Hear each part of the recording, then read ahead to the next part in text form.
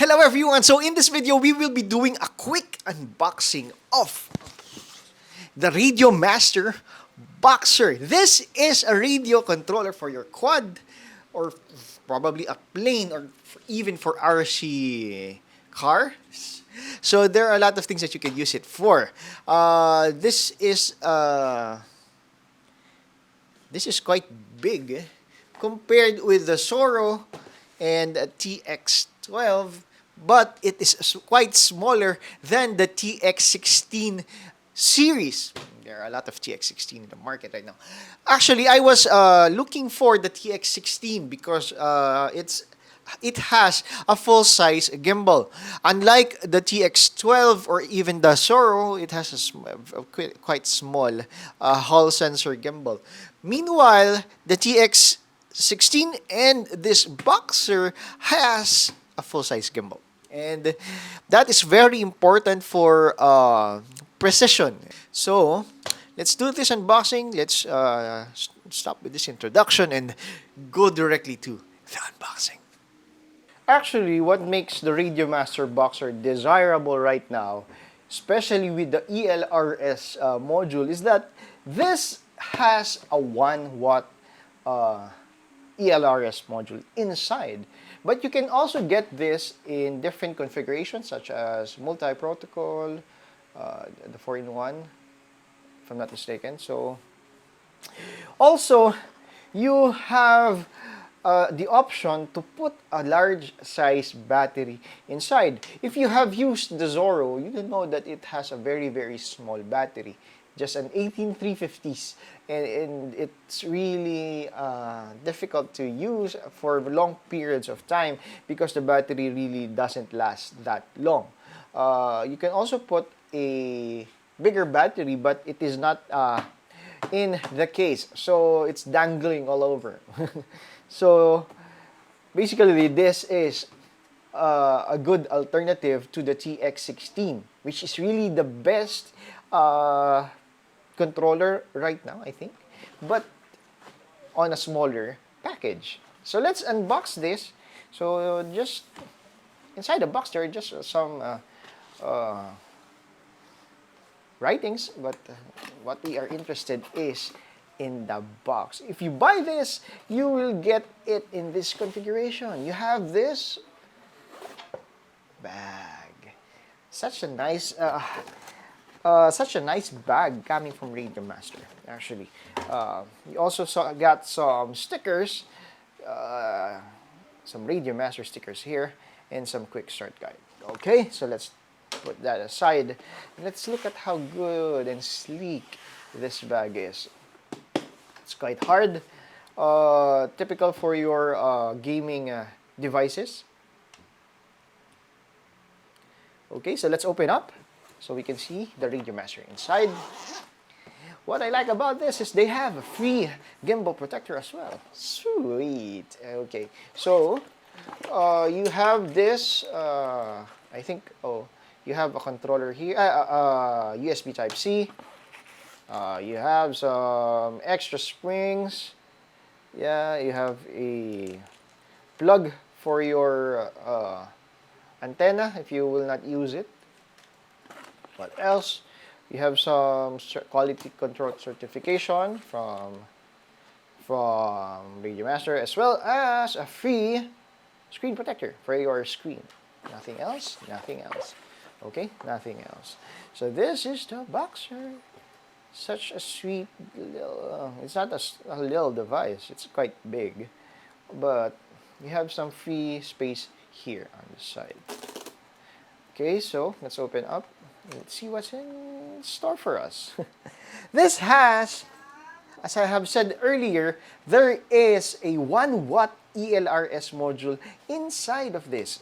So if you try to open it up, there's a heatsink inside. If I'm not mistaken, there's also a fan, just to lower down the temperature of that 1-watt module.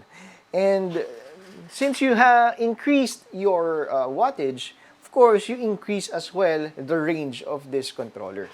Unlike with the Zorro, you only have up to 200 milliwatts. So that is quite a big feat, if you would ask me. Okay, so let's open up this. Let's remove the gimbal protector. Actually, this protector helps as well your switches. Okay. Alright, this is the Radiomaster Boxer. It's really good. I like how Radiomaster is trying to tone down their design, and really, it's really good. Okay, so let's look at the switches. It has a 2 switch here, 3 switch, 3 switches, 2 switch. Okay, unlike with the Radiomaster Box Zorro, which has a very tiny switches, I still prefer this type of switch, especially if you are flying on a pincher style. With the Zorro, I'm having difficulty controlling the switches, but with this one, it's quite easier to navigate the switches, especially if you are a pincher. Actually, I am a hybrid pincher. I use my left left gimbal as gamepad style. Meanwhile, the right side would be the traditional pinchings. Okay. You also have these two slider buttons or sliders, rollers. I'm not sure what do you call this type of pots here, but you have that too. I use this for my rates, because sometimes I do change my rates from slow to quick. So the other one I use usually for my OSD. Okay. What else do you have in your front? You have your power button here, of course. Like any other Radiomaster, you have to press it for a long time before it turns on, but you can adjust it on your settings. You have your, similarly to the TX16 and the Zorro, you have your system button at the left, return button, page right, page left, telemetry on the bottom part, and you have your MDL button on the right. Okay, you have your 1, 2, 3, 4, 5, 6 buttons here that you can, if I'm not mistaken, you can put something here, like your quad, your whatever plane, or whatever settings you want to put here. But I usually don't touch that part of this screen and this controller. Now you have your roller buttons at the side with the press that you can actually press. Now you have this screen. The screen is not colored, unlike the TX16. This one is just similar to the Zorro, which is just a monochrome screen. Either see that. It also has an Edge TX inside. Okay, you have that speaker, the speaker at the top. What else did we forget? Okay, trim switches. I do not touch this because for quads it's not important, but you have that if you need to use it. What I really like is how big the gimbals are, similar to the TX16, and really I'm able to distinguish if I'm at the 50, I'm at the 50 throttle compared with the Zorro. Sometimes I am above just the 50 when I'm in the Zorro. So sometimes I know I'm at the 50 and I'm at below the 50. I'm above 50. I'm able to distinguish that with this size of gimbal. And it's quite, it fights. I really like those gimbal that has a very strong tension. So I know where the middle is while I'm flying. Since you are not able to see it, just by feel, you know that you are at center. Okay? Okay, so you can also adjust this. You can actually replace this with the AG01 from Radiomaster, but I'm not keen to do that because it's quite expensive.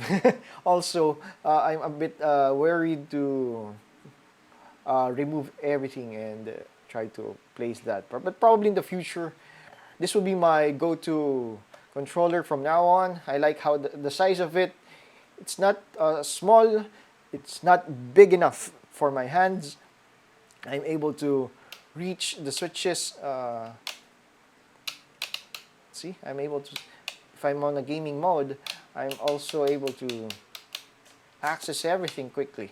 Okay, that is the beauty of this kind of design, wherein the switches is on the top of the case of this controller. You can easily switch anything on your configuration. Okay. On the top, you have this switch as well, the SE. Some use this as their ARM switch, but if I'm not mistaken, ELRS encouraged to use the SA for the the ARM switch, because it is the first packet on the spectrum of whatever. On the right part, the SF is a momentary switch. I don't usually use this, but you can program it for anything that you might need it for.